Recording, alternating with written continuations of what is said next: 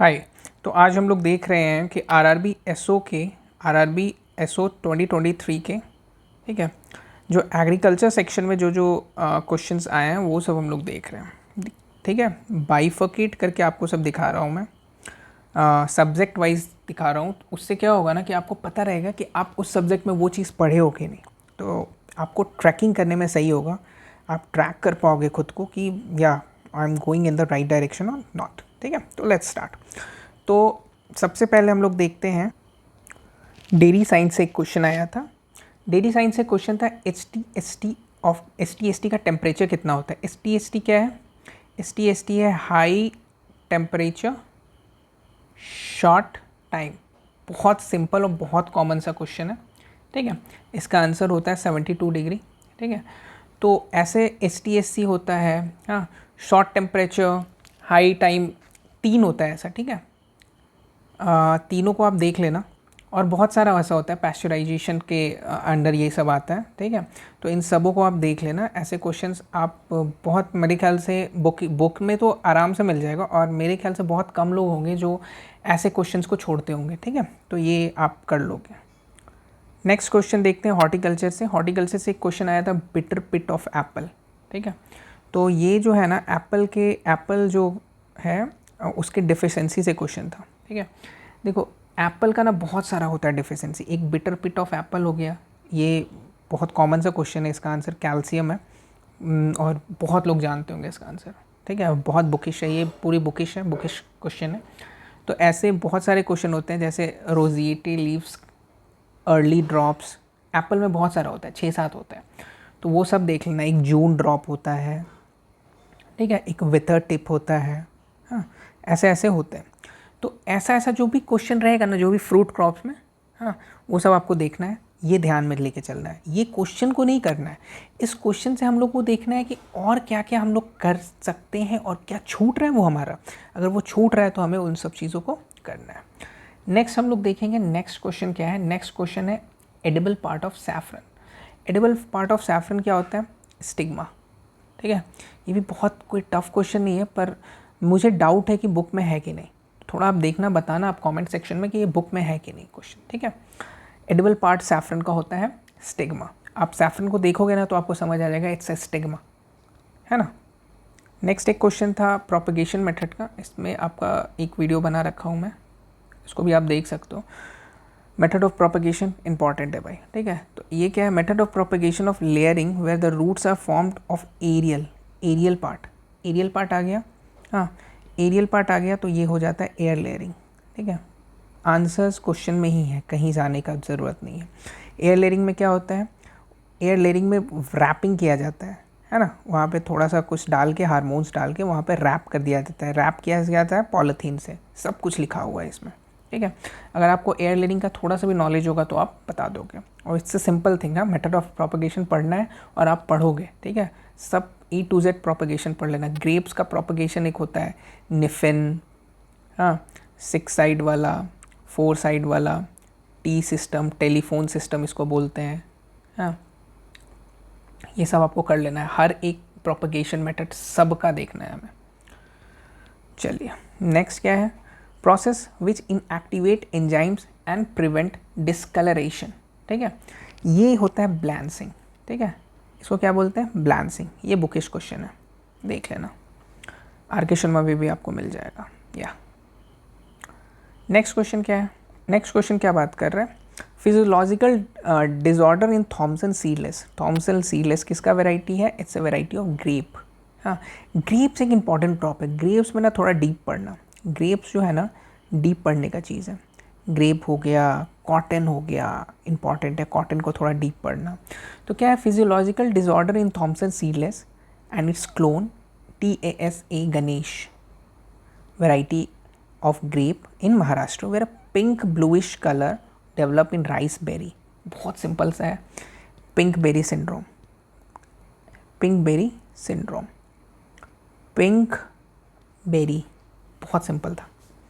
Next है commercial variety of rose. हाँ, commercial variety of rose of stem. Stem का जो साइज़ रहेगा 50 से 120 सेंटीमीटर रहेगा, and it's a long stem rose. Stem जो रहेगा ना रोज़ का वो लंबा रहेगा। ऐसे करके मान लो ऐसे करके हम लोग रोज़ बनाते हैं, मे बी ये रोज़ का फूल आप समझ लो। तो इसका स्टेम जो है ना वो 15 से 20 सेंटीमीटर का रहेगा। लॉन्ग स्टेम रोज़ की बात हो रही है। तो इसका आंसर है, ऐसा वैरायटी को क्या बोलते हैं, फर्स्ट रेड वैरायटी। ये वैरायटी भाई मैंने बुक में तो नहीं देखा, ठीक है। ये क्वेश्चन कहाँ से है हमें नहीं पता, मुझे नहीं पता। आप TNU में देख लेना, TNU में भी हो सकता है, आई डोंट नो। हाँ, अब हम लोग इससे क्या देखेंगे, इससे हमें क्या सीख मिलती है ये क्वेश्चन से हमें ये सीख मिलती है कि हमें फ्लावर्स के कुछ वेराइटीज़ कर लेने हैं, ठीक है। एक बार जरबेरा करके फ्लावर था, उसका भी एक क्वेश्चन आया था, आई गेस 2020 में या 2021 में, ठीक है। तो फ्लावर्स के क्वेश्चन आ रहे हैं, इस बार भी देखो आ सकता है, इसलिए फ्लावर्स के क्वेश्चन हम लोग अभी करेंगे, ठीक है। एक आध वीडियोज़ मैं बनाऊँगा, उसमें फ्लावर्स, इंपॉर्टेंट फ्लावर्स, उनके वेराइटीज़ को हम लोग पढ़ लेंगे, ठीक है। तो इनसे हमें यही समझ आया। नेक्स्ट हम लोग देखते हैं एग्रोनॉमी के कुछ क्वेश्चंस जो आए थे।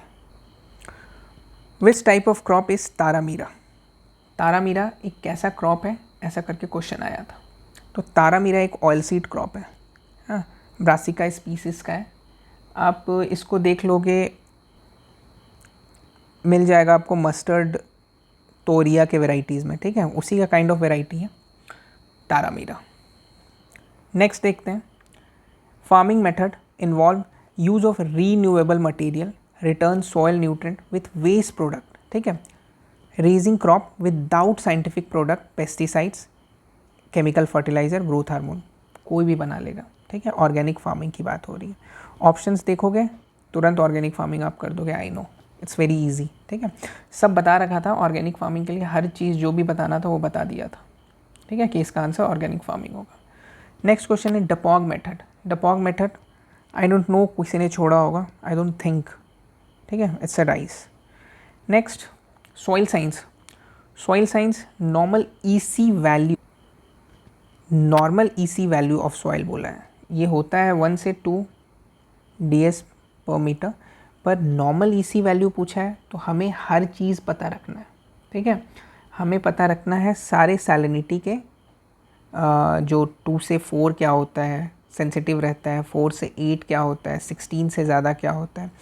ईसी तो पढ़ लिया, आपको देखो सार के क्वेश्चंस आते हैं एग्ज़ाम में, अभी देखो ईसी का पूछ रहा है। ऐसे ना आप जब बुक्स खोलोगे ना तो 5-6 ऐसे पैरामीटर्स हैं, 5-6 आर.के. शर्मा में आप देखना, आर.के. शर्मा में सॉइल साइंस में जाना, 5-6 टेबल्स बने होंगे, ठीक है। तो वो सारे टेबल्स आपको पढ़ना है। इस बार क्वेश्चन इससे आ रहा है, ठीक है, सार से अब दे के थक गए हैं उन लोग, अब क्वेश्चन ईसी से आ रहा है, ठीक है। इलेक्ट्रिकल कंडक्टिविटी इसको बोलते हैं, फुल फॉर्म होता है, ठीक है। तो ईसी से क्वेश्चन आ रहा है, दैट मीन्स कि क्वेश्चन आगे भी आ सकता है, तो हम लोग इसको भी कंप्लीट करेंगे। डोंट वरी, मैं सारे वीडियोज़ में कवर कर दूंगा, बट आपको मैं बता दे रहा हूँ कि देख सोचना कैसे है, ठीक है। बुक जब पलटना है तो आपको सोचना कैसे है। नेक्स्ट क्वेश्चन है, intense leaching and weathering of bases like calcium, magnesium result in the development of which type of soil? ये है एसिडिक सॉइल, ठीक है। ये भी कोई खास क्वेश्चन नहीं था। अगर आप एसिडिक सॉइल का थोड़ा सा भी स्टार्टिंग में इंट्रोडक्शन पढ़े होंगे ना, तो इंट्रोडक्शन में ही आपको पता चल जाएगा। Sunflower is a indicator plant of which nutrients, ठीक है, बहुत सीधा क्वेश्चन। इंडिकेटर प्लांट्स इंपॉर्टेंट है, indicator plants of nutrients important है। ये चीज़ आपको विजय सीरीज़ में भी मैंने बताया है, फिर आप बुक्स में भी देख लोगे, मतलब इंपॉर्टेंट है। और ऐसा कुछ चीज़ नहीं है जो मैं एक्स्ट्रा बताया, भैया ये इंपॉर्टेंट है, ये लोग जानते हैं, ये इंपॉर्टेंट है। तो इसका आंसर क्या होगा? बोरॉन। चलो ठीक है, ऐसे क्वेश्चन छोड़ना नहीं है भैया आपको, ठीक है। कोई भी हो, ऐसे क्वेश्चन अगर छोड़ रहे हो तो आप पाप कर रहे हो, ऐसा काम मत करना। नेक्स्ट क्वेश्चन क्या है?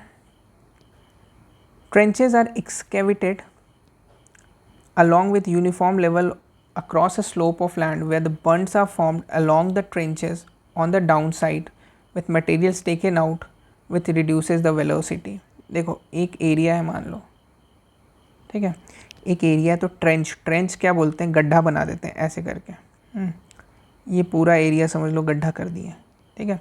और इसका जो गड्ढा से जो मिट्टी निकला ना, उसको ऐसे ऐसे ऐसे ऐसे ऐसे ऐसे करके इसके ऊपर रख दिए, तो उससे क्या बना? बंड्स बन गया, ठीक है। ये क्या किया, वेलोसिटी जो आ रहा है ना, मतलब स्पीड ऑफ विंड्स, उसको रोकता है। इस फॉर्म कुछ चीज़ों को बोलते हैं कंटूरिंग। क्या बोलते हैं? कंटूरिंग। ठीक है, तो यही क्वेश्चन था। It's not very tough question, but या इसके बारे में अगर आपको पता होगा तभी आप बना पाओगे। ठीक है, चलो नेक्स्ट देख लेते हैं। फिशरीज से कुछ क्वेश्चंस आए थे। फिशरीज से था directorate of cold water fisheries research institute. बहुत दिन बाद रिसर्च इंस्टीट्यूट के बारे में पूछने लगे हैं कि रिसर्च इंस्टीट्यूट ये वाला कहाँ है, वो वाला कहाँ है। ठीक है, तो जो मैं सोच रहा था कि रिसर्च इंस्टीट्यूट अब आते ही नहीं है एग्ज़ाम में, पर देखो एग्ज़ाम में अभी आ रहे हैं। ठीक है, तो इससे हमें क्या समझ आ रहा है कि रिसर्च इंस्टीट्यूट भी देखना है हमें। हाँ, ऐसा नहीं है कि नहीं देखना है, तो ये चीज़ हम लोग अभी समझ जाएंगे कि अगर हम लोग नहीं पढ़ रहे थे तो अब पढ़ेंगे। क्या पढ़ेंगे? Directorate of cold water fish research institute, also known as national research centre for cold water. बात कोल्ड वाटर की हो रही है तो ठंडा जगह पे होगा। ऑप्शन में था उत्तराखंड, भीमताल, महाराष्ट्र, कोच्चि, उड़ीसा, लखनऊ। आई थिंक थोड़ा सा दिमाग अगर लगाओगे तो कोल्ड वाटर उत्तराखंड में ही रहता है ना, तो यहीं पे होगा। आंसर यही है। तो थोड़ा सा दिमाग लगाएगा इंसान तो इसमें बन जाएगा, पर हमें जानना चाहिए कोल्ड वाटर रिसर्च इंस्टीट्यूट का है, और भी बहुत सारा है, डेयरी रिसर्च इंस्टीट्यूट, और बहुत सारे रिसर्च इंस्टीट्यूट है जिसके बारे में हम लोग को पढ़ना है। तो बुक में क्वेश्चन मिल जाएगा और आप देख लेना। Most suitable pH for fish production. Most suitable pH fish production का क्या होता है? वेरी सिंपल, 6.5 से 9। अब 6.5 से 9 क्यों बोला मैं?